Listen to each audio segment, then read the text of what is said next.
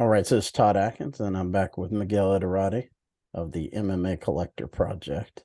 And we're back with another episode of MMA Conspiracy Hour, and we're going to go over the new Francis Ngannou contract with PFL. And before we start, as always, we have a sponsor, Live to Fight Design, which makes fight banners and gym banners. And you can find them at Live to Fight Design on Instagram. And if you use my promo code up above, Todd Atkins, you can get $20 off your order. And Miguel, I kind of wanted to let you start maybe with a just your initial thoughts on the deal happening, and then we can go through some of the points in it. Well, I saw Francis Ngannou, make his announcement and talk a little bit about the deal. I think he was talking to Ariel Helwani in one of the interviews I saw. So and he seems at peace with himself. He seems happy. I think he tried to explain a few things. I think there may be language barriers that were experienced, especially when talking to him directly. Um, I don't know, but some of the things he said you have to take note of. For example, um, kind of the BKFC and One FC, and I'm a fan of One, but both of them kind of did come out and throw Francis's name in there that they were meeting with him, this, that, and the other thing, and you know Francis, didn't quite feel that way. He felt he listened to him out of respect, but it sounds to me like he already had the PFL offer in his back pocket. So when you have the people from One come out and say, you know, that he was being difficult, that he wanted to be on the board of directors. It's like, well, if you asked him what you need, what they need to make happen, he's already set. He's already got what he wants. Part of that was he's already on a board of directors. He's got a PFL Africa project. He's got a few things that were enticing to him, allowing him to do boxing, I think, is one of the big ones. I think you mentioned in the prep another of the big ones, which might be, get your own sponsors. So with all that taken into account, I think Ngannou, made himself good money and got himself what he wanted there. And then he had that offer in the back of his pocket all the time. So when he went to One and said, look, this is what I'm going to need. And they said, well, we're not putting you on a board of directors. He's like, no, no, no, you don't understand. I'm already on a board of directors. So it's like, if you're not going to be there, it's a non-starter. You know what I mean? And I think the big one there is the boxing one. That's the lucrative one. That and the sponsorships. Yeah, let's talk about that a little bit. So obviously everyone knows about the boxing thing. Let's start with the sponsorships. Um, do you think it's going to be an issue with the other guys on the roster, or how's that going to work out? Look, one of the things I'm going to take a step back. One of the things that signing Ngannou, what does that do for the PFL? I think that the PFL hopefully, all the media attention that's been going around about them and Bellator getting together. I think that that's got more of a chance of happening now. That there seems to be somebody pursuing big moves at least. And I think that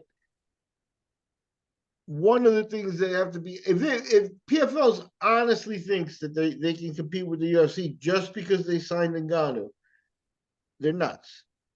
But if it's part of a plan, like for example, acquire Bellator, I don't know how many contracted fighters Bellator has, but it's got to be a couple hundred, right? So that adds to the roster.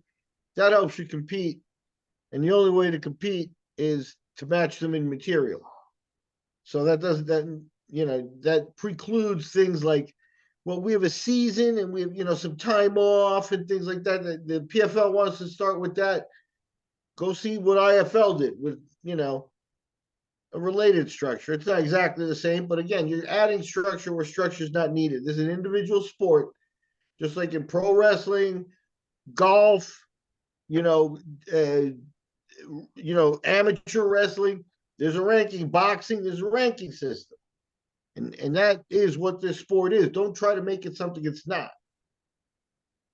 So that aspect of the PFL is sort of, I think a little off. That won't help them get many fans, they're going to be intrigued by, who's ahead this season? It's like, yeah, they look at the rankings. You don't have to dress it up any more than that. So I don't know what they're going to get lost in, spinning their wheels on stuff. But if they acquire Bellator and seriously aim to, try to deliver as much content as the UFC does, then Bellator would be the next step. And Ngannou, standalone, gets you your money spent and lost. Now, we are kind of, one thing I like to do with the show is kind of educate people. You've been part of it, more than one show, but Bodog is kind of a growing show. Can you explain to people who don't, there's a lot of people out there don't seem to understand how a show that's not making millions of dollars already can acquire Ngannou or maybe acquire Bellator? Can you explain how that could be possible? Well, I did a little research, and Don Davis. This is going to be eventually one of the other problems with this. But Don Davis comes with legitimate credentials. You want people like that attracted to your sport because they bring what he brings, which is investment. So he does rounds of investment and asks people to donate, and put money into a pot, and hopefully they can take it, big. But he's got a decent war chest there. I saw something where the latest round of investment was something like $150 million or $160 million. So, that's serious money. The UFC only had to go like a quarter of that in the hole before they turned it around. So, maybe 4 times that amount will get it done for the PFL. Who knows? But that's what he does. So the sport attracts people with money that are looking to make more money. Don Davis must, have enough of a fortune that he's investing in this, but he must look at Endeavor and think, I'd like to be that big. And I think that's one of the games that's being played here, is that now we're talking about, because he has people like, his investors are like Alex Rodriguez. There's a bunch of football players, Wiz Khalifa. I don't even know my rappers anymore. You know what I mean? So Yeah. I don't know, but all those people have other things going on besides this. I don't. Dana now has his power slap, and we laugh to no end about that nonsense. But you're not going to find in the history of MMA anybody more focused than Dana for the first, laser focused for the first 10 or whatever many years of his career you want to. You want to pinpoint when he started giving a shit less. You know what I mean? But he was laser focused for a long time. And this looks like it's just one of those, big. Jake Paul's involved. They signed Jake Paul. Jake Paul comes on the radar a year or two ago or whenever it was. And sure, he's generated some stuff, but he's already got a PFL contract. It sounds like they've been reaching for some success, and that's kind of instant, some type of rub that gets them bigger faster. And I don't think that's worked for them. I give them credit in some instances. Like, I do believe that Clarissa Shields versus Kayla Harrison, the way they built it, could have been a landmark fight, for more than one sport. And it could have done a lot to bring together sports and things like that. But they weren't able to put, the Lady Luck didn't work out for them, So now they stuck with the tournaments and things like that. Like I said, the season thing is a failure for stars and non-starter, because it means they're going to take time off. And again, that's the UFC thrives on that. The UFC is going to deliver every weekend, and you can deliver Ngannou versus, the second coming of Alexander Karelin. And 3 weeks later, people will have already digested 3 or 4 UFCs and have forgotten about it. So unless you're there to meet them week after week after week, you will fail. Yeah, we kind of saw some of that with Dana making all of his announcements on the same day, trying to bury it, with various fight announcements. Sure. Yeah. And now here comes this is, okay, so, when is Ngannou going to fight? And they put it off till 2024.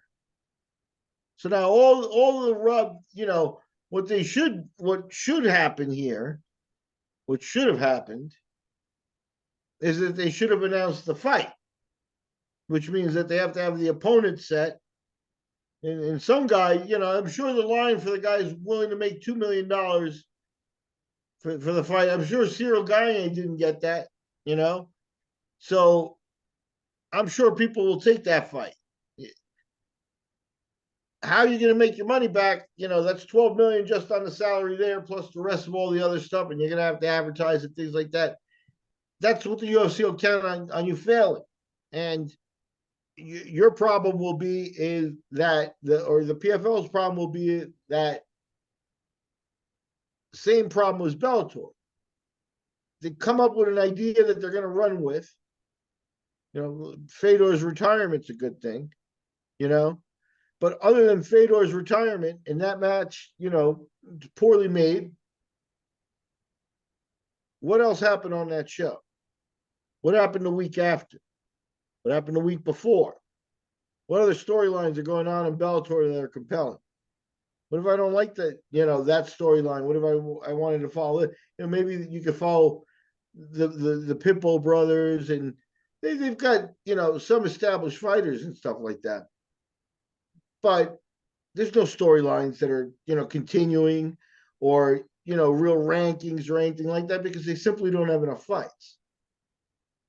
Now, the PFL has been racking up, again, they're probably going in the hole to pay these fighters $1 million for these tournaments. But I understand that because that's, some cash. You're winning over, when the fighters are like, you want $1 million and they paid you and there are no problems like that, then, a lot of just simple questions go away about the company. They're established, they're paying people, they're doing all right. And, that's their main investment at this point, was making a couple of fighters, make their roster look kind of inferior, Now they can try it with the Bellator roster. Bellator's got a better roster, So there'll be some improvement there if they, in the next, 18 months or so, we see them coming aboard. But again, unless you go back to even the mythical Bonner Griffin fight, and I think I mentioned this a few times, but the mythical Bonner Griffin fight went down, and the very next week, the UFC had the wherewithal to say, let's take the Couture Liddell coach fight and put on a different, have it back a different pay-per-view so we can, or a different event the following week and see how we cash in on both. And sure enough, it worked out for them. Sometimes you got to be lucky. Like I said, the Clarissa Shields thing fell apart for the PFL, but then it's like, then you're literally like, okay, what else is going on? Clarissa's not going to happen anymore. And then, you don't know any of the other fighters in any of the other tournaments or anything like that. They have a long way to go. Now, I just wanted to ask you about, maybe we can tie this in. A lot of people have been saying negative things about Francis leading up to this. Maybe let's talk about that first, because I wanted to touch on this subject. You have a lot of people in the media. Some of them are established people, some of them aren't. Why do you think there's this sentiment that they want to kill Francis off before he even gets an opportunity to sign a contract of any kind?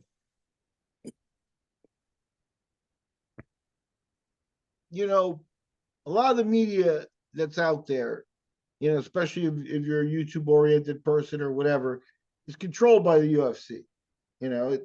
It's people on their salaries one way or another, or people that they're in good with that, nobody wants Dana mad at you. And Dana's a guy who holds grudges. So there are guys who stay, away and back off and stuff, maybe hold a little bit of a silent grudge, but no one takes Dana on directly. And the people that are there to yes him and back up what he says and kind of agree with him, there's many of, and that's what I think you see in the media. What I saw in Francis Ngannou is I saw a guy who was relieved. And I think if you consider his background of being from Cameroon, and I don't know if it's 100% true or media creation and stuff, but I mean some of those mines and things where he actually had to work for a living, and part of his physical capabilities come from having put his body through that sort of stuff. But living like that to where he is now is a bit of a dream. And a lot of guys like that wouldn't be prepared on a level of, and I think to a certain extent he was overwhelmed by the amount of people who wanted to rub off of him, who wanted to use his name for publicity, who wanted to make up things and things like that. I think that he had his eyes open about how serious some of that stuff is. He didn't like some of the performances of some of the promoters, and like he called out BKFC and one both directly. He said that they both used his name for publicity for their companies. That's what they were doing. So I think yeah, he's a guy who's adapted well to being there, and people started wanting him to fail because he's kind of quiet. He's not a big. Here's the problem, and this might be a problem for PFL with all of that in his personality. Like I think he looked relieved, and I liked that. I thought that it was a guy who now maybe can get to the business at hand, and I think that was maybe what he portrayed to me. Maybe I'm crazy, you know. But for the PFL, now the question becomes, why didn't you announce who he's fighting and when the fight is, and why put it off for more than half a year? It's because is it because you don't have it? Is it because now we're going to eat, you know, a couple of heavyweight tournaments that you rush to fill and say, oh, one guy won them, and that's what you're going to present us, and think that that's going to overwhelm people, to want to see that fight. Ngannou, the best clause here is that he's allowed to pursue boxing. According to what I understand, was one said, yes, you can do boxing. We'll do boxing with you here under our flag, which might be, I don't know. Boxing's done. They've done Thai boxing. I don't know if they've done real, Queensberry rules boxing, but I imagine that they might try to adapt it into their one cage and things like that. That's not true boxing. And the likelihood of one attracting Tyson Fury is small. Ngannou cannot be the A side of the next big fight. If he is, the fight is by nature now a tier lower than a Tyson Fury fight or a Conor McGregor fight or anything like that. Ngannou's not on the radar the same way. So what he needed to be left open is he needed to be left open those big fights, which he does with the PFL contract. He can go off and do, and the PFL is not dumb in this case. If you remember correctly, Conor and Mayweather, at the end of the day, Dana had to give his blessing, and he opposed it for a while, a negotiating tactic. And I think that the UFC also got a chunk of 9 figures out of that. That's one of the numbers that was floated out of there. So the PFL can have Ngannou under contract and have Ngannou fight Tyson Fury during that moment. They'll be able to cash in on that, and they'll do fine. So that clause, I think, is one that the PFL is thinking in the right direction. If not, you have to shut it down because that's this guy's biggest avenue to a payday. Well, you're offering him his peanuts compared to that. So you have to give him that. You have to leave him there. So I think the PFL played that correctly. I think the sponsors and stuff, it depends how they are with the rest of their roster and stuff like that. There's always been a sticking point with the UFC.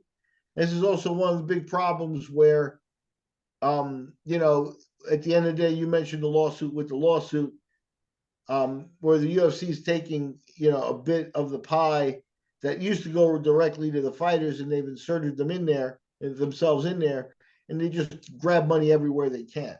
At some point, they are making a large percentage of the money here. So here, Venom, and before that was Reebok. The fighters used to be able to fill their shorts with all kinds of ugly patches and things, but some of them were quite lucrative. Mm-hmm. Yeah, but the UFC turned it into a uniform, and the company pays the fighters to wear the uniform and everybody gets a check. But at the end of the day, especially the top echelon guys said, that check pales in comparison to what I used to get. So if Ngannou, you could count on Ngannou, like there are big time sponsors that would love to sponsor UFC guys that can't. Now they've got access to a fighter like that. Maybe he'll be able to cash in and get himself a couple of $1 million sponsorships. That'd be great. I don't begrudge him any of that. So I think the PFL created a real good playing field. A company like one that says they'll do boxing and things like that. No. The PFL deal has an aspect of that though, and that is that they say not only do we have tournaments and weight classes and seasons, but we have a super fight league now, and they do pay-per-views now. And so here's the deal: you sit down and negotiate with the UFC, and the UFC says you're going to get to buy the pay-per-view. So this is the situation: if you're on a pay-per-view, here are numbers for the last 10 years. If you do not appear on the pay-per-view card, you might get, a bonus between $5,000 and $10,000, $15,000, something small, because it's a bigger card. If you appear on the prelims that are on the card immediately before that, you might get a little more. But if you're actually on the show, you get a percentage of this and that and the bite and here and there. And the higher up on the card, the more you supposedly get. And here's the last 20 years of pay-per-views for you to verify those numbers. Okay, how do you verify the PFL's pay-per-view numbers? Yeah. They can claim, well, the UFC, so you hear superficial numbers. You never know exactly. I haven't sat down with a calculator and all the books, but you hear that the UFC pays about 20% of their salary. The fighter's salary is about 20% of the net that they make or the money they make.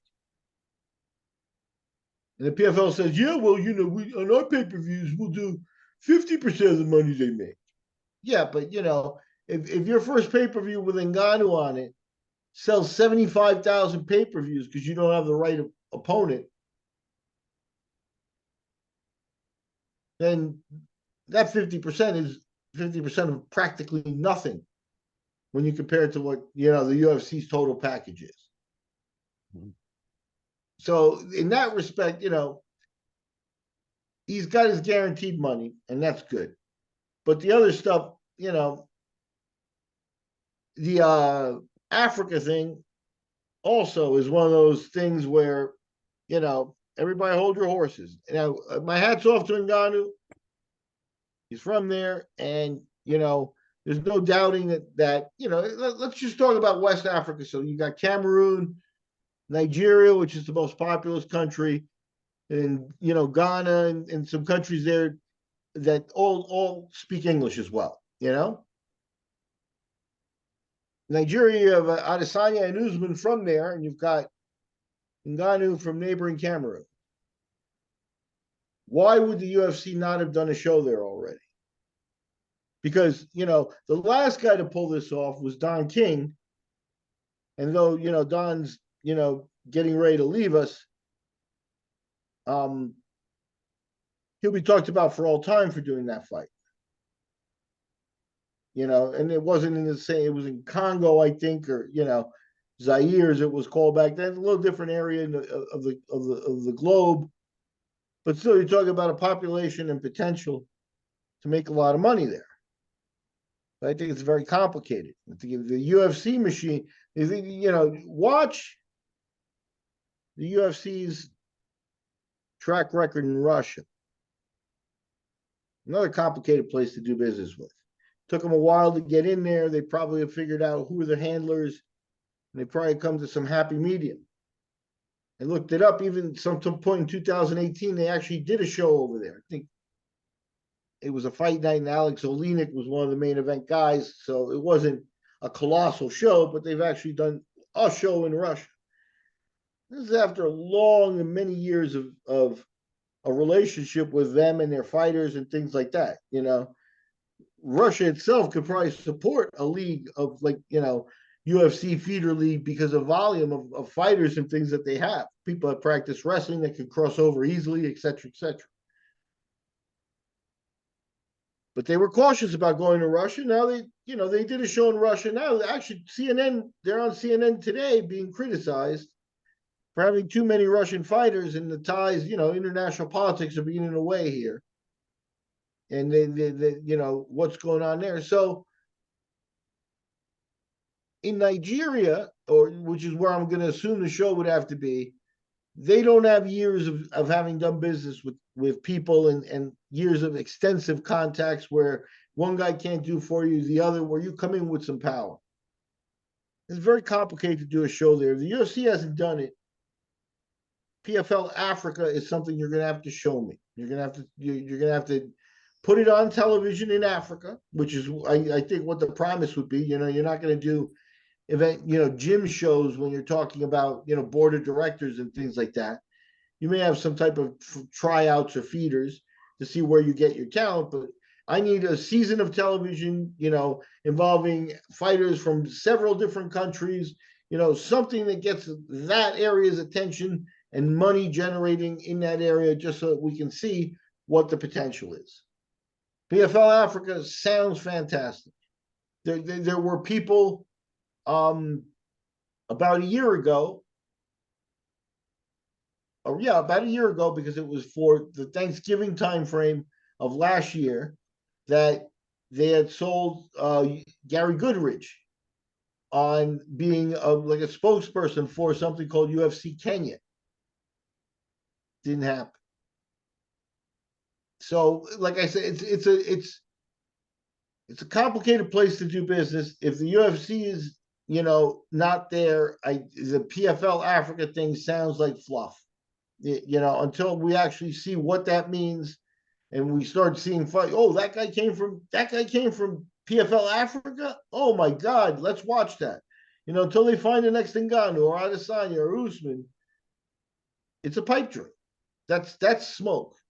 So, it's up and down for Ngannou, but I think Ngannou's satisfied and happy. He's willing. He's got, taking care of his opponent. His opponent gets a little more money and stuff like that. That's a formula for disaster for the company, but they're gonna make Ngannou like Randy Couture, like the exception, like the special guy that, okay, we'll let you keep and you won't be in the video game. We'll let you keep your ancillary rights, and you won't be in the video game. I think he'll be the guy who they give some exceptional rights to. He's on the board director. This is another one of those things. Does that board director spot come with a salary?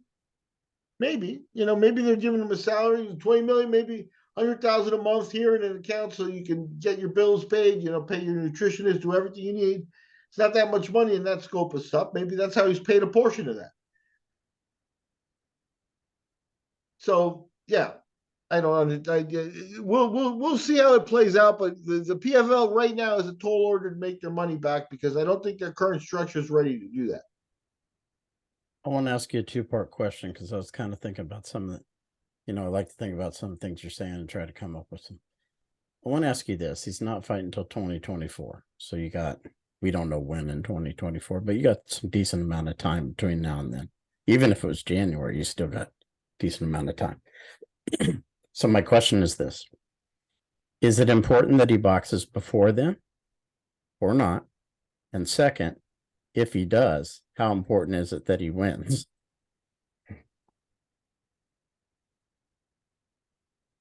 If he boxes a true Queensberry rules match, it's not important that he wins. He's got to do credible. He can't really come out and get absolutely smoked, which, who knows No, how remember, that. I asked you first, is it important that he does it before he fights in the PFL or not? Then we can look at, is it important that he wins? Because they could capitalize on the rub, right? Like you were talking about. If he does well or wins. Yeah, no, if the pay-per-view goes off and Tyson Fury is going to fight the former UFC champion, and whatever, the guy who left the company with the belt and this, that, the other stuff, they'll generate a lot of money for that fight. And what I'm saying is that it could actually turn into a split of 50-50, where Tyson Fury gets 50, or say 60-40, where Tyson Fury gets 60, and Ngannou and the PFL get 40 to divide, just like Dana and Conor got the other 50 from Mayweather to divide. And just that piece is lucrative enough to save Don Davis at least a round of investment. So, like I said, if they can pull that off because they own Ngannou, and they bless that fight and they get a bite of it, then it's a win-win because the amount of money. So I would do that as soon as possible because, like I said, if they're in investment money, that's money that comes in that's not from investments, from actual work. I think they need to show that. But what I mean is, like, if he fights a big name, the odds of him winning are probably not good, obviously. If he were to lose, are you killing the guy you signed for his MMA debut or not? I mean, it didn't kill McGregor when he lost to Floyd, so maybe not. Yeah, no, and he will have to lose the same way. And in Tyson Fury, I think you have the right opponent to do that. I think you got a guy whose skill set is enough that if he chooses to play mostly defense for a few rounds, he's really not going to be at risk. Ngannou's not going to solve his footwork and things like that, in a couple of rounds and be like, all right, I'm ready to knock this guy out in 3. More likely it's going to be the other way around. And Fury knows there's some value to making him look, credible. If you just destroy somebody in 15 seconds, it's just not good for the show. I think at that level, that's a consideration. The PFL also has Jake Paul on one of their advisory boards. Yeah. And that's another one of those, hit and miss kind of like what's the advice going to be from those guys? Again, they're all the pay-per-view formula. I thought would be dead already. With all this mainstream media, and you create an app and you can charge people directly to deliver it on their phones. Most people watch things on their phone now anyway. I thought that we would be done with the era of traditional pay-per-view. And here you've got another company that's putting their eggs in that basket, and you could still see that go away more firmly. Be less something that the viewing public has enough choices that they no longer go to pay-per-view. I think that they still coming. Right. Now let me ask you this.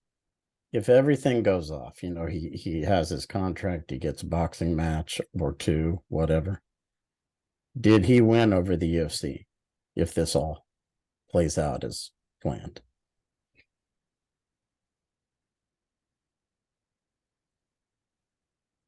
Yeah, on a personal level, look, whatever money he's going to make, we've seen the minimum of it, right? Because he can still get sponsors, he can still go do boxing and stuff like that.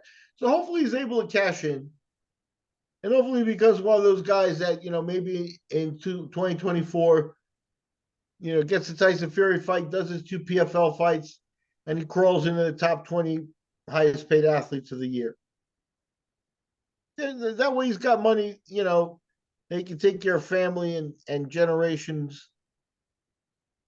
And I think that's a comforting thought to a gentleman like that. A guy that, when he was growing up, probably didn't see too many ways that he was, paths to that. Maybe the only path he saw to that was, fighting, the physical part of it. But trying to make your fortune like that in one of those mines, man, that eats up a lot of people. He's lucky he got out. I think he's a grateful guy. I think he's got a good opportunity. I think he handled it okay. He kept his mouth shut predominantly and let people talk. At the end of the day, that was what I got from him is every once in a while he would say something, people overread into it, this, that, the other stuff. But he kept his mouth shut, let people talk. He went to the meeting with one, and one said, he's asking for this, he's asking for that. And his interpretation was no. But he let them talk. He didn't make them look bad, but now he explains his side. And it looks like he did have all that in his pocket. So with the UFC, I think the UFC gets a little bit of egg on their face. I think this didn't go the way they scripted it. That eventually maybe he would have had a bend the knee, come back. They would maybe, put another exec on it, let Dana talk to him and just offered them the same money that they had made the offer previously and then gone about their merry way. That's probably the way they wanted it to play out. So I think the UFC losing their champion that way, especially, at this point, while things are positive, it's all going to hinge on where they. I think they need the Fury fight because the PFL, they have nobody on their roster that's interesting. Not one fighter that you could say deserves or should be slotted into a fight with, a guy who could be the B side of the biggest fight of all time. But like I believe, he doesn't fight till 2024. I think they're going to acquire Bellator between now and then. There's a lot of time for something to happen, and I think that's by design. Yeah, even Bellator, what does that mean? Because if you think Ryan Bader versus Francis Ngannou is going to move the needle, I think you're probably not going to be there. You know what I But mean? it is an attractive fight for people who love the sport. I would say that, but it won't move the needle. You're right for major average people. You're right about that. And it's a fight that won't be without its critics either. So it's not something that nobody's dying to see that. It's what logically could happen, but that's not. Then at that point, the PFL Bellator, they're starting to weaken in terms of what they can offer the public compared to what the UFC can offer. And that's the thing this becomes a game of sustain and consistency, and oh well, I can't wait for the season to be over. That way we get a couple of weeks off. When did Dana ever ask for a few weeks off? Come on. So and Bellator, I think, comes from a culture where they have the one TV station. It tells them these are when your TV slots are, and they do their schedule that way. Again, that's the PFL has to move beyond that, has to move to the point where they're doing it the way the UFC is doing it, or else the UFC will at every turn make people forget what it is that you were doing. Right. Ngannou. Okay, Jones and Stipe will be a bigger fight than Ngannou versus Bader by a lot. Yeah, and I think they're counting on the ones they announced the other day, like Pereira versus Blachowicz and Poirier versus Gaethje too for the BMF title, the one-off BMF title. Now they're dragging it back out. Dana said that was a one-off, but obviously it's not. But yeah, I think they're doing some of what you're talking about, kind of like the McDonald's. We're releasing a new burger this week. Yeah, exactly. It's a situation where, and you turn around like you got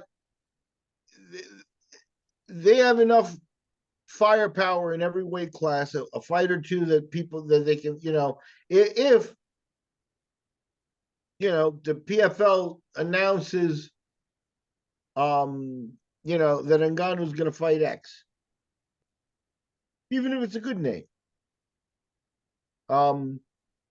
They could turn around the next day and say, we got Chimaev versus Colby Covington. And nobody, people will automatically pay more attention to that fight and all the media that the UFC attaches to it, that the PFL is not on the level of yet, on the social media and on, seeing videos on YouTube and this and sending people to video and things like that. They're just way behind. So yeah, I think Ngannou's a good move. It's a nice move. I'm glad for Ngannou it's settled. Ngannou's a big winner here because even if he doesn't box, at least he's making good money in his prime.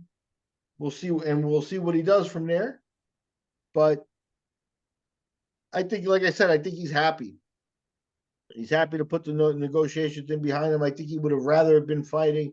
I think he came across as quiet but kind of likable. Like I could see what he was doing. So yeah, I think the UFC got caught being bullies, got caught looking like bullies.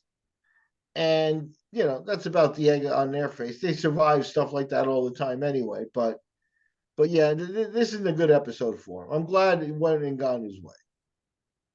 Now I do want to end on something. Chael mentioned our channel, not directly, but he did mention our show or this channel when the Bellator thing came out, the PFL Bellator thing. He hasn't talked about this Francis deal yet. He is making videos about how Francis ruined his career every day for like the past few weeks. But for some reason, he hasn't figured out that this happened. This story, why do you think he's ignoring it? Yeah, Chill has a big podcast, and at that point, I think he's not struggling for material, so he's actually probably got a filter like what he's actually going to publish and put out and stuff like that. And yeah, I think this is one where I think he was wrong. Simple as that. I think he was wrong. I think there was because he's quiet and because I saw it today in the interview because English is not his first language.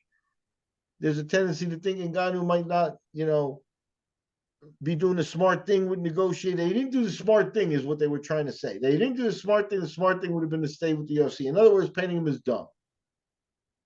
And I think nothing could be further from the truth. I think the guy is what he doesn't may not have in education, in college or whatever. I think he's got ample life experience and he's probably a pretty thoughtful guy. And I think he showed that here, especially by keeping his mouth shut. Very good. I think he did a very elegant job. I think that maybe Chael didn't do enough work to dig beyond that, or, he didn't notice, that aspect of it and went with the company talk was that he's not doing a smart thing. Certainly I can agree that there were times where, what's Ngannou doing? It was a question because he didn't fire back when people were actively taking shots at him. And now you know what? He already had a good offer, an offer that satisfied him in his back pocket, an offer that was better than anybody talking at that time was going to give him. So yeah, I think to me, Ngannou's a guy I'm more impressed with now than ever before. He won. The question is like if you're going to take on the UFC and you're the PFL, you think you've lost. Because if you think this signing just does it, now you're equals and stuff. No, there's so much, you got to keep it going, keep it going, keep it going. You establish the level, but you got to keep it going. That's a completely different question. But Right. I think if Ngannou's happy, I'm happy for him. Yeah, so it's kind of like he's already won. It's just how much, the longevity of it, how much it gets Yeah, bigger if as it goes PFL longer, it gets fails, bigger, the yeah, if victory. PFL fails in a few years, he'll be a free agent again. But he will have cashed, in on that money, and he'll say, I fought, I did what I could, but it's their marketing or their, structure or whatever that failed. It's not going to be Ngannou that fails the company. They may go into the red a little further by paying him, but and if the outcome is that PFL fails in a few years because they're done, Ngannou will still have gotten paid. So he's okay with it. He tried it. I don't have any blame for Ngannou. Yeah. I think that's something great to end on because it seems like you're pretty. Because, I mean, I know people watching this, but Miguel wasn't necessarily sold on PFL and, PFL competing against the UFC. This is a different story, obviously. But I think you come away pretty positive with how Ngannou did in all of this. Yeah, and the PFL also, I think that they're looking up at the UFC by a long shot, that they're way behind. Mm-hmm. And so when this move was, speculative, you kind of got to be like, or whatever. Now that they've done it, now what do you do for an encore? What is the follow up that will continue to impress and say, okay, they are new, or is this a one Bellator. shot and that's it? And that's the big question for PFL. Bellator, they have to close on that. They have to. In my Yeah, opinion, they and have again, to. look at this. Ngannou's going to fight in 2024. Bellator is going to finish their series, and then the change will start to develop in 2024. So it sounds like, they're geared for the election year kind of thing. So they're not ready to move all their pieces now. They're not in play, But what it's one of those things where what we see, just that is not enough. Right. Just that is not just counting on having Ngannou to headline a good solid card with fights that mix the PFL and the Bellator rosters, on a pay-per-view type of show. You're not going to sell 1 million pay-per-views just on that. There's so much work to be done. That again, a board that has Alex Rodriguez and Jake Paul on it. I don't know if they're 100% dedicated the way Dana was. And until you've got some entity that's pushing this with that type of fervor, it's not going to happen. Yeah, I'm a believer that one home run isn't enough. Just because they got to follow it up with something before he fights. They have to follow it up with something. Yeah, if you look at it the proper way, this is me putting my promoter hat on, and you always and I'm not a promoter, I'm a matchmaker. So if I want the fight, I'm trying to get a promoter or somebody to take care of it, give its blessing, and pay for it.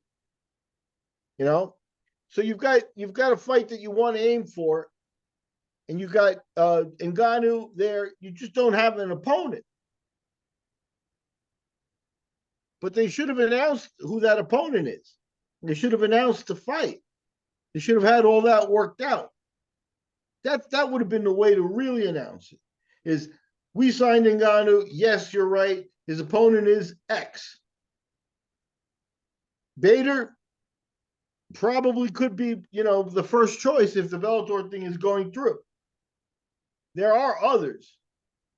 I may get some of the names wrong, but the best kickboxer in Holland right now. Have him, train for a little while, cross over, and guy who doesn't like the ground that much. We'll see how that looks like in MMA. And that would give them a European slant. I think that's the biggest crossover fight. I forget what the kid's name is, but that kickboxer, Verhoeven, I think he looks real good. Mm-hmm. I'll put I Gordon forgot how Ryan to out pronounce his last name. Duembe or something like that. there. There are a couple of them that fit into this mold. Yeah. A few years ago, it might have been Tyrone Sponge, someone like that. But now, his star has waned. But you get a guy that's got that kind of talk behind him from that scene, you can make a big fight out of it. Gordon Ryan is another one. Yeah. His name has been escaping me, but there was an undefeated wrestler named Cole something. I think he was Bellator's champion, and he just kind of walked away. Yeah. Could they bring him back? Sure. Maybe that guy, I think he's a lawyer now or something like that, but it's come back. It's like $2 million. He might do it. And you have another, Mm-hmm. but it's like who is interesting in any way, shape, or form? Who would even remember that wrestler guy besides a knucklehead like me? Yeah, yeah. What that means is, though it's a decent fight for an idea, you can't make your money back on. Yeah. Fedor.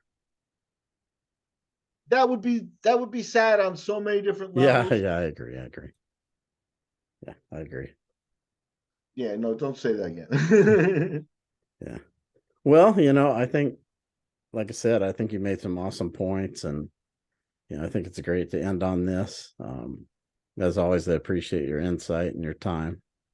And thank you, Todd. It's fun. And always as always, I want you to close with MMA collector stuff, whatever you want to put out to people that might, be looking for something like that. Well, the MMA collector YouTube channel, we got a little show that we do on memorabilia and stuff, and we're always recording pieces on different memorabilia things, kind of like a virtual museum. And then we have a podcast called the MMA Museum where we do some stuff, and I make appearances for Todd.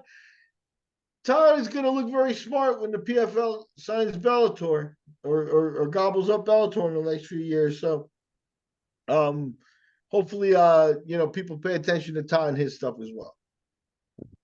Well, Miguel, as always, I appreciate your time. It's always great. And for everyone that supports the MMA Conspiracy Hour, we appreciate it. Till next time, take care.